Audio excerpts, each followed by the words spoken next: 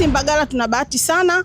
Napenda kusema asanteni sana kwa kutufikiria Mbagala kama chaguo kwa ajili ya siku hii muhimu, kutufikishia yale ambao mmeandaa kwa ajili yetu. Kuna kitu nakipenda, lakini unajikuta mazingira na kuzunguka yamekubana ama umefungwa na kutokuwa na ufahamu. Lakini leo ni kuhakikishia kwamba unakwenda kufunguliwa fahamu zako. Kwenye maisha yako wewe ndio dereva, hakuna mtu mwingine. Najua kuna watu hapa tunasukumwa na wazazi, marafiki au msukumo mbalimbali maisha kwamba lazima wewe ukasome kopi fulani hata kama unafeli. Kwanza waambie kuna sacrifice.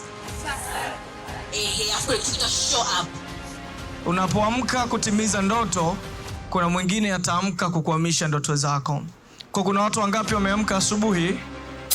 The only limitation that exists in your mind is yourself. That goal ambayo unayo leo inahitaji sana discipline.